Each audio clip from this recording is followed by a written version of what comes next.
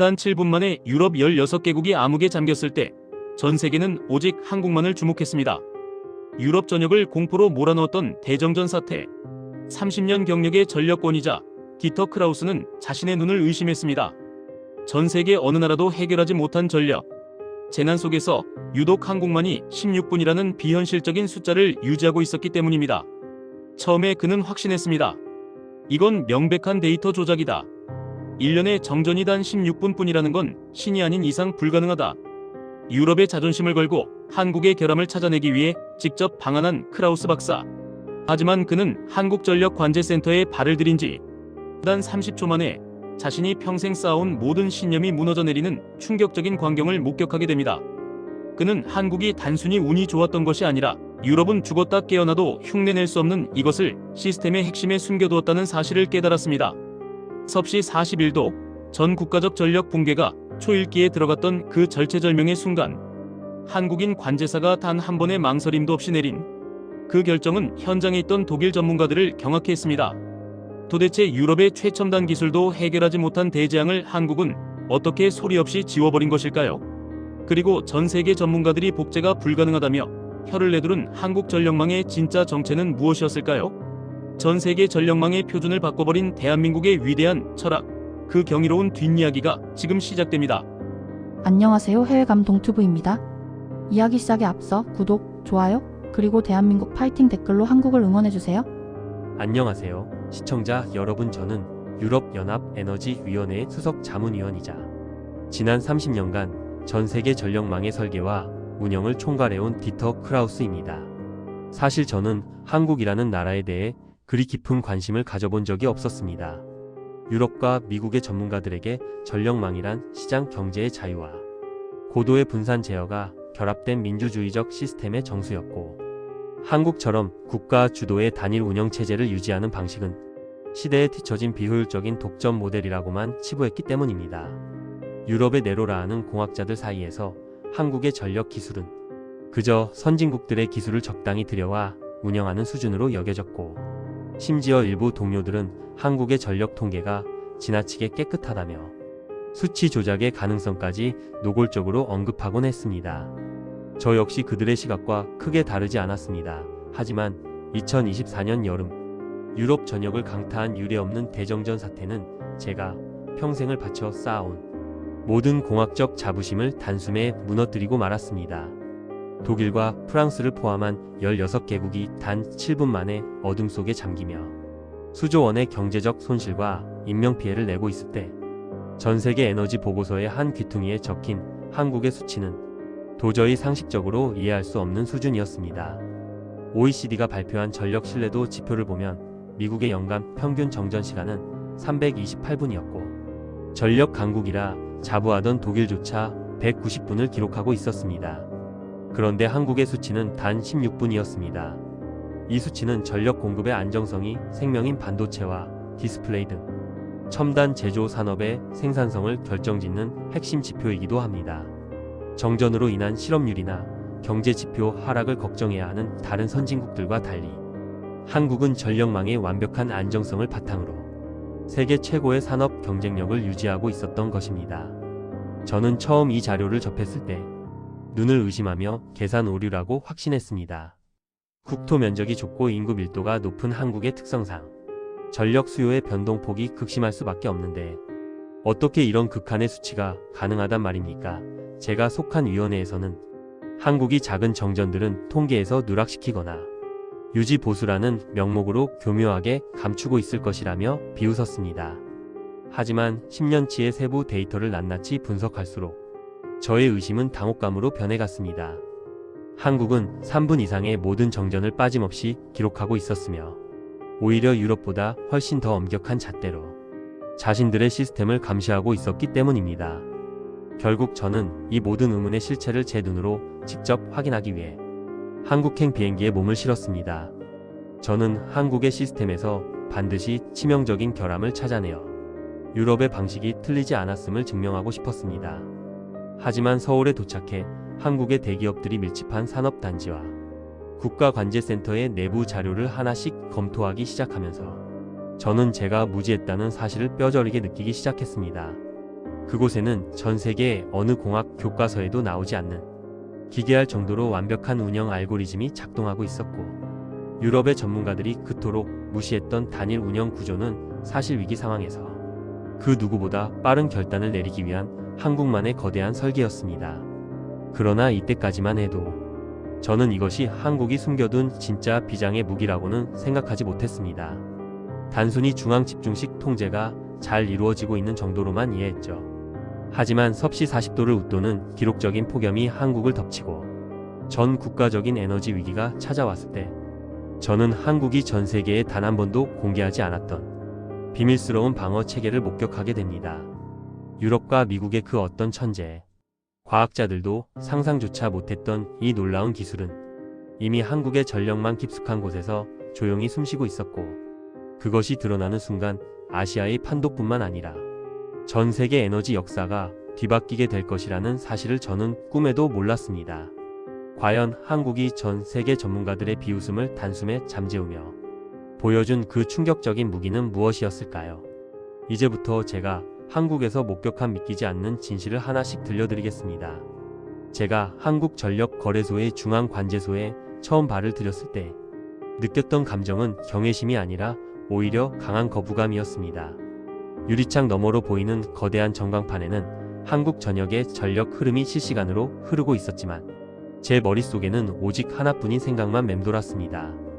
이 모든 것이 연출된 것은 아닐까 하는 의심이었습니다.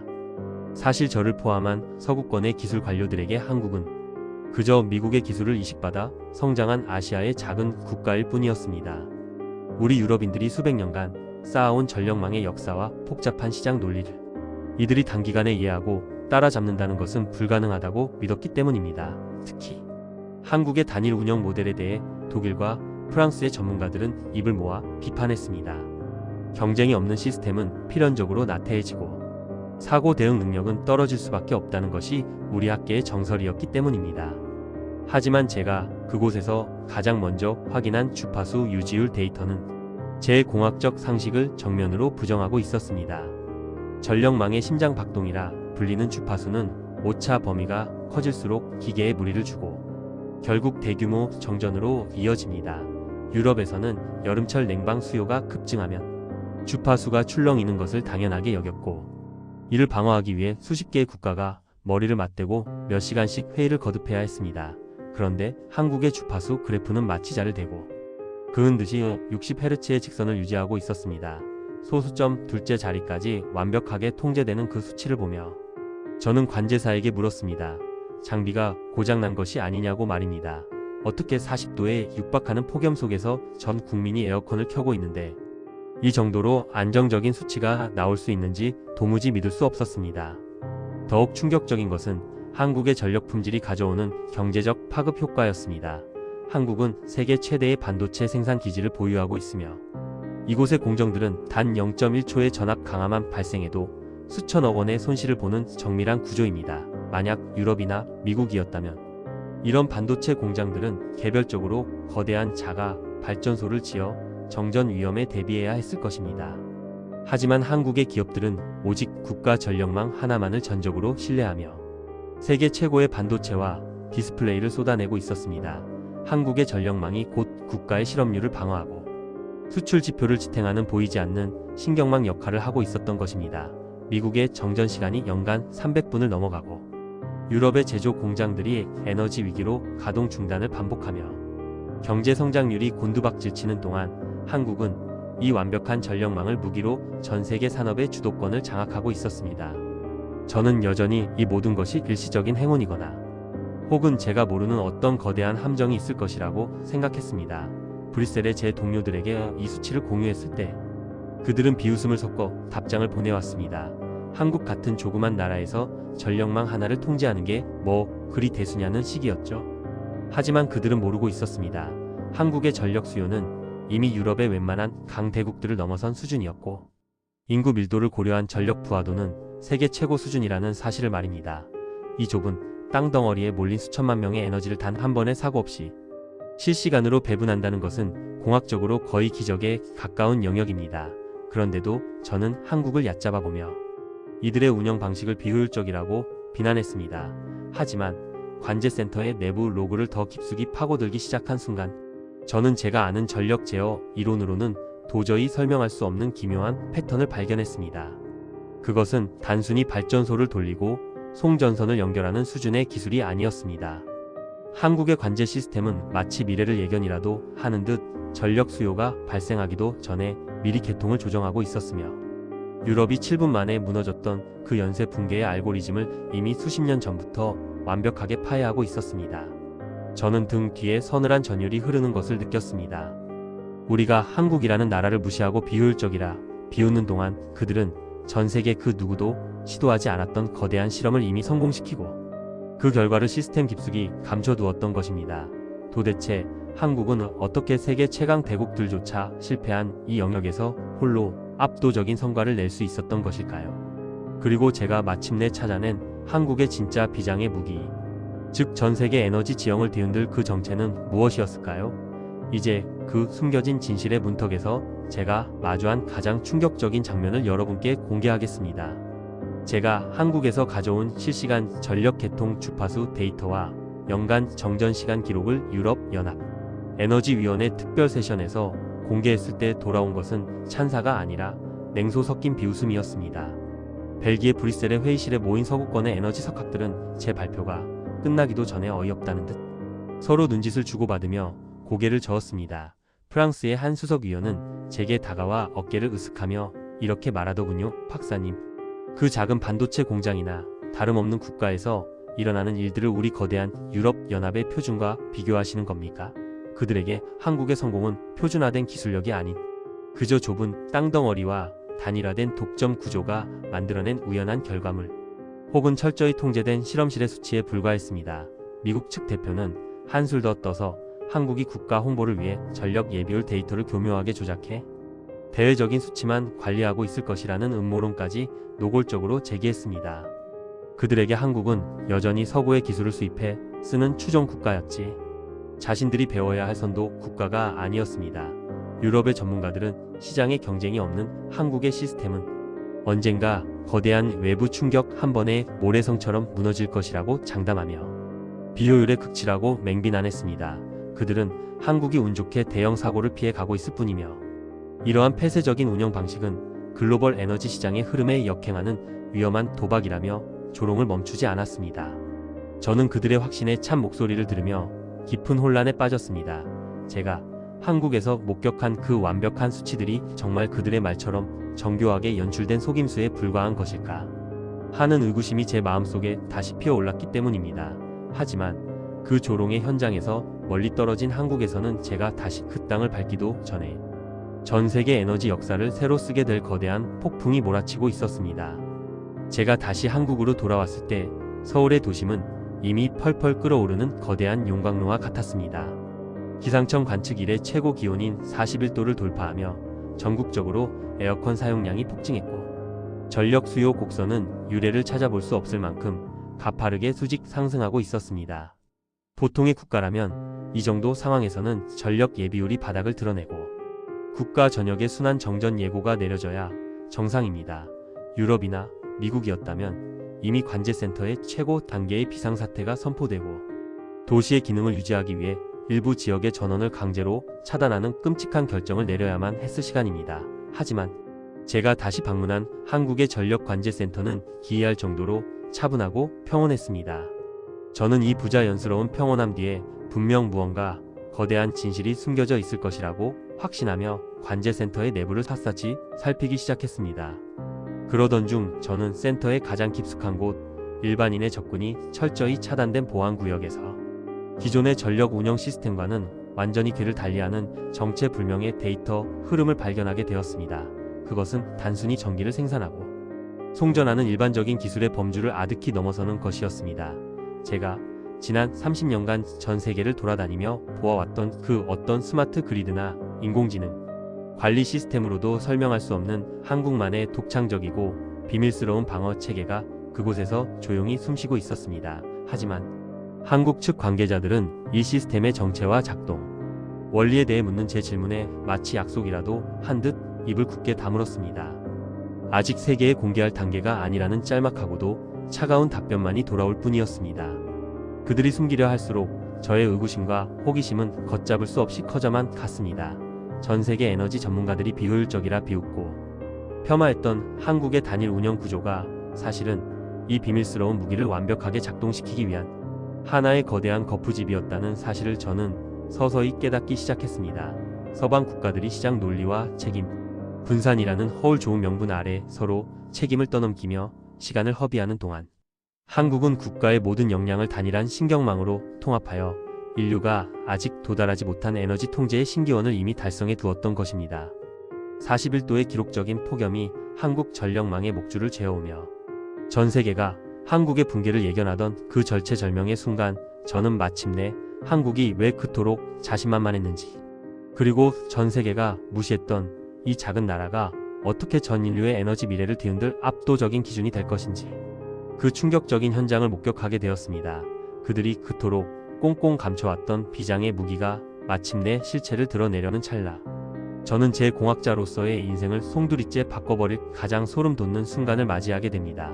과연 한국이 전 세계를 속여가며 조용히 완성시킨 그 압도적인 비밀의 실체는 무엇이었을까요?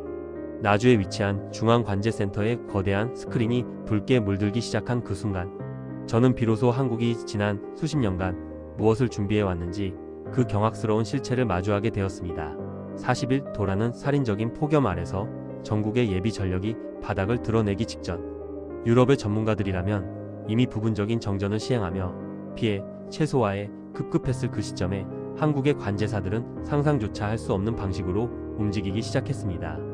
그것은 단순히 발전량을 늘리는 기술적인 대응이 아니라 국가 전체의 전력망을 하나의 거대한 생명체처럼 유기적으로 재배치하는 한국만의 독창적인 위기관리 철학이었습니다. 제가 보았던 가장 충격적인 장면은 관제센터의 한 직원이 단 30초 만에 국가 전체의 송전 방향을 완전히 뒤바꿔버리는 결단을 내리는 모습이었습니다. 유럽에서는 이런 결정을 내리기 위해 국가 간 협의체와 각국 장관들의 승인, 그리고 수많은 운영사 간의 책임 공방을 거치느라 최소 15분 이상을 허비했을 것입니다. 하지만 한국은 그 모든 복잡한 절차를 단일화된 책임 체계 하나로 통합해 두었습니다. 이것이 바로 전 세계 에너지 전문가들이 그토록 찾아 헤맸던 한국의 첫 번째 비밀 무기인 통합 실행 철학이었습니다. 당시 전 세계는 한국의 전력 예비율이 한 자릿수로 떨어지는 것을 지켜보며 이제야말로 한국의 허상이 무너질 것이라고 확신 섞인 보도를 쏟아내고 있었습니다. 미국의 주요 언론들은 한국의 제조업 중심 경제 구조가 전력 대란으로 인해 붕괴할 것이며 이는 곧 글로벌 공급망의 치명적인 타격으로 이어질 것이라고 경고했습니다. 특히 반도체와 정밀, 화학 분야에서 한국이 보여준 압도적인 제조 지표와 생산성 실적은 오직 완벽한 전력 공급이 뒷받침될 때만 가능한 수치였기에 유럽의 경쟁국들은 이번 기회에 한국의 경제 지표가 곤두박질치기를 내심바라고 있었습니다. 실제로 당시 한국의 전력 품질 지수는 전 세계 어떤 선진국도 도달하지 못한 0.999의 영역에 있었으며 이는 정밀 산업의 생산 단가를 획기적으로 낮추는 결정적인 요인이었습니다. 만약 이 전력망이 단 한 번이라도 무너진다면 한국의 국가 위상은 물론이고 전 세계 시장에서 한국의 대기업들이 누려온 압도적인 신뢰도는 순식간에 사라질 위기였습니다. 하지만 그 절체절명의 폭염 속에서 제가 목격한 것은 붕괴가 아니라 전 세계가 경악할 만한 대반전이었습니다. 한국이 숨겨둔 진짜 비장의 무기는 단순히 빠른 결정력에만 있는 것이 아니었습니다. 그것은 바로 전 세계 어느 나라에서도 시도한 적 없는 전력망의 신경망, 동기와 기술이었습니다. 관제센터의 스크린 너머로 보이던 데이터들은 단순한 전력 수치가 아니라 한국 전역에 퍼져 있는 수만 개의 센서가 보내오는 실시간 예지 신호였습니다.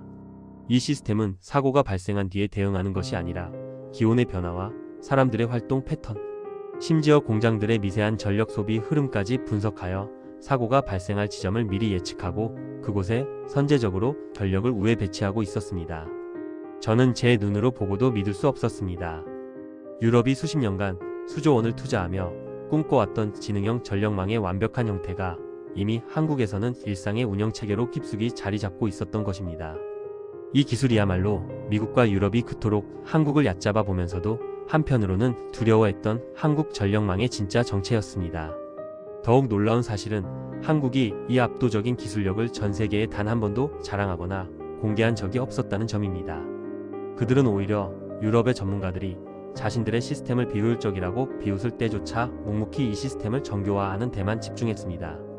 저는 이 비밀스러운 시스템이 작동하며 41도의 폭염을 비웃기라도 하듯 전력 수요를 완벽하게 통제하는 모습을 보며 그동안 제가 가졌던 모든 편견이 산산조각 나는 것을 느꼈습니다.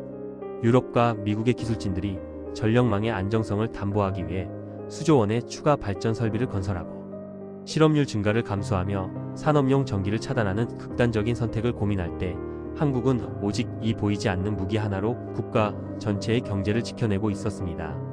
관제실의 침묵 속에서 끊임없이 쏟아지는 데이터의 향연은 마치 하나의 완벽한 교양곡과도 같았습니다.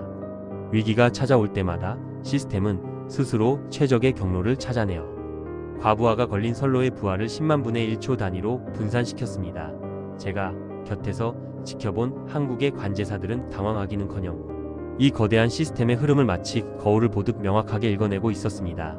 이것은 단순히 교육과 훈련으로 가능한 영역이 아니었습니다. 국가의 전력을 지킨다는 숭고한 책임의식과 세계 최고의 기술력이 결합하여 만들어낸 인류 에너지 역사의 정점이었던 것입니다. 저는 그 순간 직감했습니다. 이제 전 세계는 전력망의 기준을 다시 써야 할 것이며 그 중심에는 우리가 무시해왔던 작은 나라 대한민국이 서게 될 것이라는 사실을 말입니다. 폭염의 정점을 지나며 모두가 한국의 정전을 예상했던 오후 2시 40분 한국의 전력망은 오히려 이전보다 더 견고한 안정 수치를 보여주며 전 세계 전문가들의 입을 다물게 만들었습니다. 저는 이 경이로운 광경을 지켜보며 제 조국인 독일을 포함한 유럽연합이 왜 한국을 배워야만 하는지 그 명확한 답을 찾았습니다. 그리고 그들이 숨겨온 이 비장의 무기가 마침내 전 세계의 요청으로 하나씩 베일을 벗기 시작했을 때 미국과 유럽의 국가 수반들이 보인 반응은 제가 평생 잊지 못할 충격 그 자체였습니다. 과연 한국이 전 세계를 향해 던진 이 압도적인 기술의 메시지는 무엇이었을까요? 그리고 이 기술이 공개된 후 전 세계 에너지 시장의 권력 지도는 어떻게 한국을 중심으로 재편되었을까요? 이제 여러분이 한 번도 들어본 적 없는 대한민국 전력망의 진짜 승리가 시작됩니다. 기록적인 폭염이 휩쓸고 지나간 한국의 여름 끝자락, 전 세계 에너지 업계는 기괴할 정도의 침묵에 빠졌습니다. 모두가 한국 전력망의 붕괴를 예견하고 그들의 독점적 구조가 파멸하는 순간을 생중계할 준비를 하고 있었지만 정작 들려온 소식은 단 한 건의 정전도 발생하지 않았다는 허탈한 결과뿐이었기 때문입니다. 저는 독일로 돌아가는 비행기 안에서 제가 작성했던 수십 페이지의 한국 시스템 비판 보고서를 찢어버렸습니다. 제가 보았던 것은 단순히 기술적인 우위가 아니었습니다. 그것은 위기 앞에서 단 1초의 망설임도 없이 모든 책임을 짊어지기로 한 인간들의 결단력, 그리고 그 결단을 뒷받침하는 국가적 신뢰의 총합이었습니다. 2025년 11월 제네바에서 열린 국제 에너지 포럼의 메인 세션. 저는 전 세계 300여 명의 전문가 앞에 섰습니다. 제 앞에는 제가 30년간 옳다고 믿어왔던 유럽형 분산 제어 모델에 대한 발표 자료가 띄어져 있었습니다. 하지만 저는 입을 떼는 대신 스크린에 한국의 10년치 정전시간 그래프를 띄웠습니다. 회의장은 순식간에 술렁이기 시작했습니다.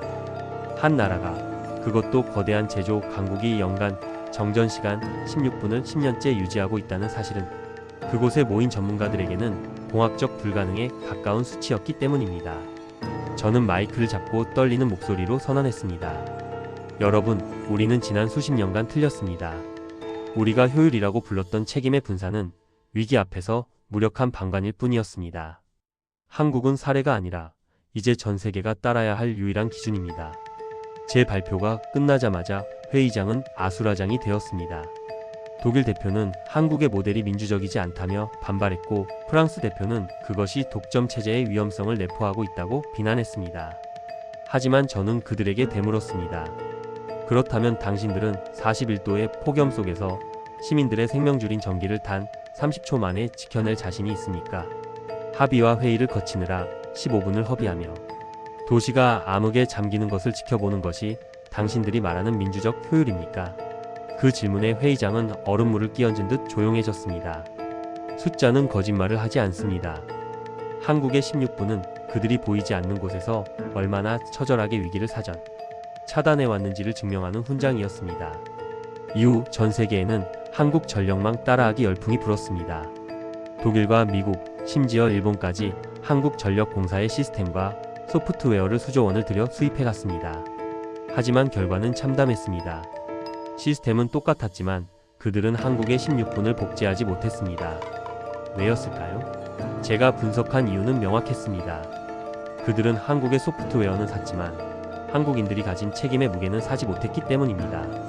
문제가 생기면 상급자의 승인을 기다리고 사고가 터지면 책임 소재부터 따지는 서구의 관료주의적 태도는 실시간으로 요동치는 전력망의 위기를 견뎌낼 수 없었습니다.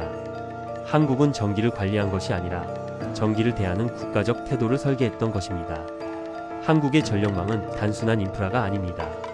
그것은 한국이 세계 최고의 반도체를 만들고 가장 정밀한 자동차를 생산하며 극한의 위기 속에서도 국민의 삶을 지탱해온 거대한 약속입니다. 제가 한국에서 보았던 그 고요한 관제센터의 풍경은 수만 명의 보이지 않는 영웅들이 매 순간 사투를 벌이며 지켜낸 평화였습니다. 이제 전 세계 에너지 전문가들은 한국을 더 이상 의심하지 않습니다. 대신 그들은 경외심 어린 눈으로 묻습니다. 도대체 한국이라는 나라는 어떻게 그런 압도적인 결단력을 시스템에 녹여낼 수 있었습니까? 저는 이제 확신합니다. 미래의 전력망 표준은 기술의 화려함이 아니라 위기 앞에서 도망치지 않는 책임의 단일화에 있다는 것을 말입니다. 그리고 그 답을 인류 역사상 가장 완벽하게 증명해낸 나라가 바로 대한민국입니다. 질서는 설명되는 것이 아니라 증명되는 것입니다. 한국은 전 세계가 지켜보는 가운데 가장 뜨거웠던 여름, 자신들의 질서가 세계 최고임을 단 한 번의 불꽃도 튀기지 않고 증명해냈습니다. 시청자 여러분, 여러분이 매일 당연하게 누리는 이 안정적인 전기는 사실 전 세계 선진국들이 부러워하다 못해 시기하는 기적과도 같은 결과물입니다. 그 기적의 이면에 숨겨진 한국인들의 위대한 헌신과 기술력을 잊지 마시기 바랍니다. 한국의 전력망은 단순한 전선의 연결이 아닙니다. 그것은 대한민국이라는 국가의 자부심이 흐르는 거대한 혈관입니다. 오늘 제가 들려드린 디터 크라우스의 고백, 그리고 한국 전력망의 진짜 승리에 대한 이야기는 여기까지입니다. 기술을 넘어선 철학의 승리, 이 위대한 한국의 이야기가 여러분께 자부심으로 다가갔기를 바랍니다.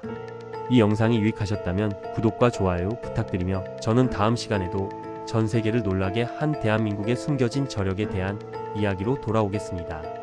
시청해주셔서 감사합니다. 2025년 겨울 제네바 포럼이 끝난 지 1년이 지났지만 전 세계 에너지 업계의 시계는 여전히 대한민국을 중심으로 돌고 있습니다. 제가 그토록 부수고 싶어 했던 비효율의 상징이라 비난받았던 한국의 단일 운영체제는 이제 에너지 안보의 성배로 추앙받으며 전 세계 모든 국가가 도달해야 할 꿈의 이정표가 되었습니다. 하지만 이 지점에서 우리는 가장 불편하면서도 경이로운 진실 하나를 마주해야 합니다.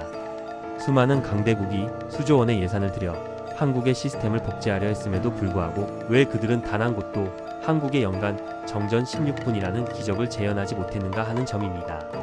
저는 독일 에너지부의 자문위원으로서 베를린에 설치된 한국형 지능형 관제 시스템의 운영 과정을 지켜보며 그 해답을 찾을 수 있었습니다. 독일의 시스템은 한국에서 들여온 최첨단 알고리즘을 탑재했고 하드웨어는 세계 최고 사양이었지만 결정적인 순간에 그들은 한국처럼 움직이지 못했습니다. 지난달 독일 북부에 갑작스러운 전력 부하가 발생했을 때 시스템은 한국에서 배운 대로 정확히 우회 송전과 부하 분산 시나리오를 제시했습니다. 하지만 그 순간 독일의 관제사들은 서로의 얼굴을 쳐다보며 망설였습니다. 이 조치를 실행했을 때 발생할 수 있는 인접 지역의 전압, 불안정 책임은 누가 지는가? 이 단 한 문장의 질문이 회의실을 감돌았고 결정을 내리는데 꼬박 10분이 걸렸습니다. 결과는 어떠했을까요? 시스템은 완벽했지만 인간의 망설임 때문에 차단기가 먼저 작동해버렸고 수만 가구가 어둠에 잠겼습니다. 그때 저는 깨달았습니다.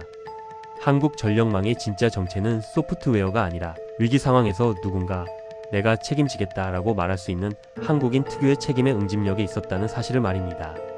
유럽과 미국이 개인의 자유와 책임의 분산을 민주적 가치라 믿으며 시스템을 쪼개놓을 때 한국은 국가 전체가 하나로 연결되어야 한다는 지극히 공동체적인 철학을 전력망에 투영했습니다. 이것은 단순한 공학적 선택이 아니라 반세기 전 아무것도 없던 땅에서 한강의 기적을 일궈낸 한국인들의 생존 본능이 빚어낸 예술 작품이었습니다. 이제 세계 경제의 판도는 이 완벽한 전력망을 가진 나라와 그렇지 못한 나라로 극명하게 갈리고 있습니다. 2나노미터 공정의 초미세 반도체를 생산하고 수만 대의 GPU가 쉼없이 돌아가는 AI 데이터 센터를 운영하기 위해서는 단 0.1초의 흔들림도 없는 무결점 전력이 필수적입니다. 전 세계 빅테크 기업들이 앞다투어 한국으로 몰려드는 이유는 단순히 기술력이 좋아서가 아닙니다. 지구상에서 유일하게 폭염과 혹한, 그 어떤 극한의 상황에서도 공장이 멈추지 않을 것이라는 확신을 주는 나라가 오직 한국뿐이기 때문입니다. 한국의 전력망은 이제 단순한 사회 기반 시설을 넘어 전 세계 첨단 산업을 지배하는 가장 강력한 보이지 않는 무기가 되었습니다. 제가 한국을 떠나던 날 나주의 관제센터에서 보았던 한 젊은 관제사의 뒷모습이 지금도 잊히지 않습니다. 수천만 명의 삶이 걸린 거대한 전광판 앞에서 그는 마치 자신의 심장박동을 체크하듯 고요하고도 단호하게 주파수를 조절하고 있었습니다. 그 고요함이야말로 전 세계가 그토록 갈구하던 질서의 본질이었습니다. 유럽의 전문가들이 비효율이라 조롱했던 그 단일화된 체제는 사실 가장 위험한 순간에 가장 빠른 결단으로 국민을 보호하기 위한 한국만의 거대한 사랑이자 헌신이었던 것입니다. 시청자 여러분, 질서는 누군가 가르쳐주는 것이 아닙니다. 스스로 증명해내는 것입니다. 한국은 전 세계가 지켜보는 거대한 시험대 위에서 자신들의 방식이 옳았음을, 그리고 자신들의 책임감이 세계 최고임을 가장 우아하게 증명해냈습니다. 이제 저는 전 세계 에너지 강국들의 자존심 섞인 목소리에 이렇게 답합니다. 한국을 따라 하고 싶다면 기술을 사지 말고 그들이 위기를 대하는 그 뜨거운 태도를 배워라.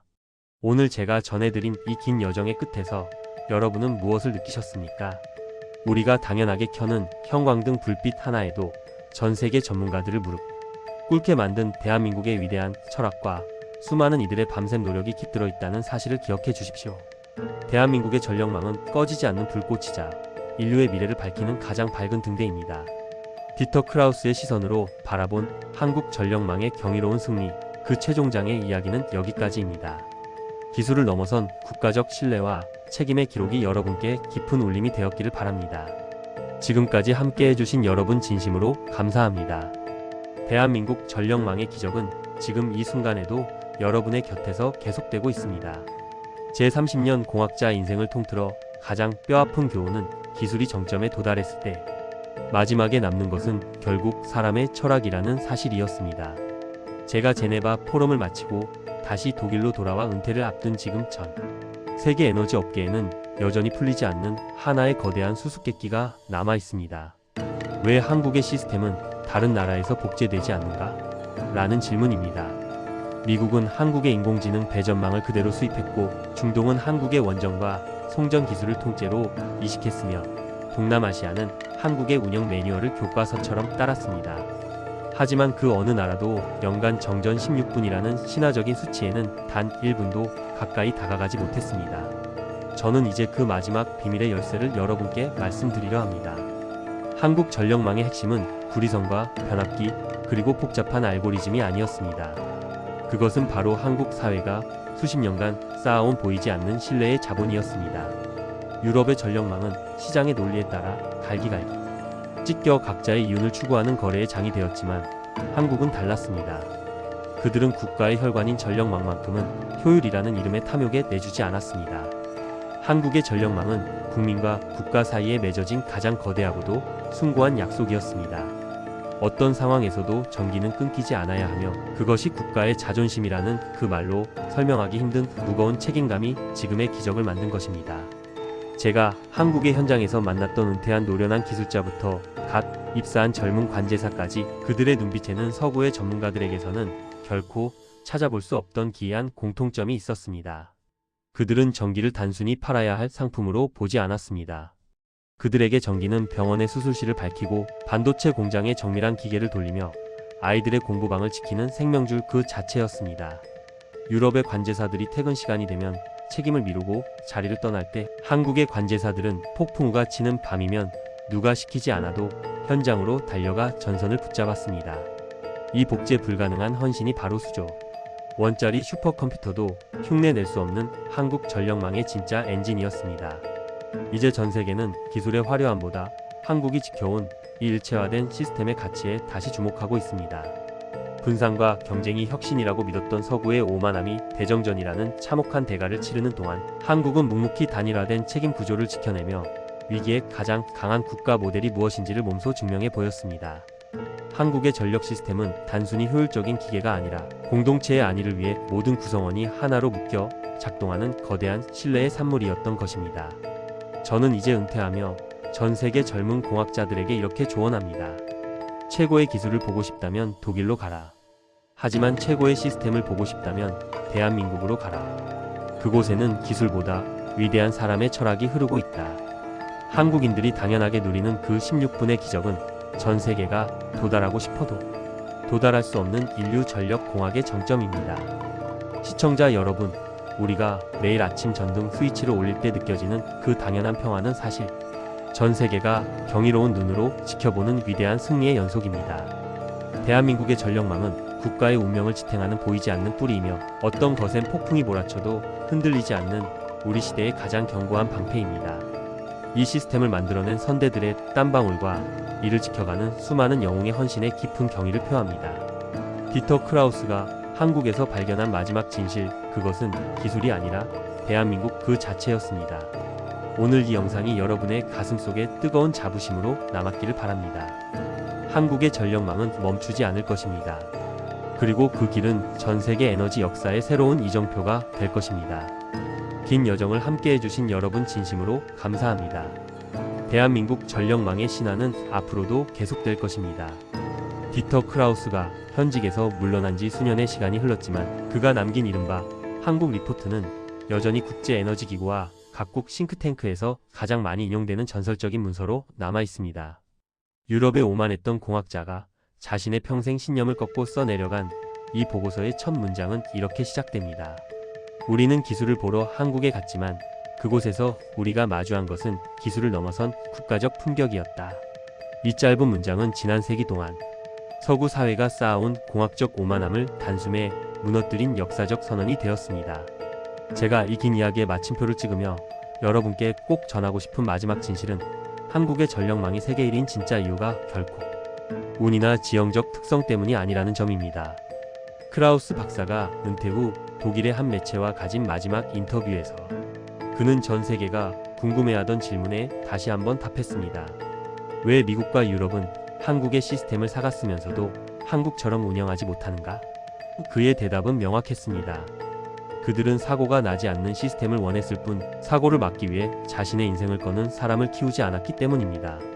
실제로 한국의 전력망을 지탱하는 것은 최첨단 인공지능이나 거대한 발전소만이 아닙니다.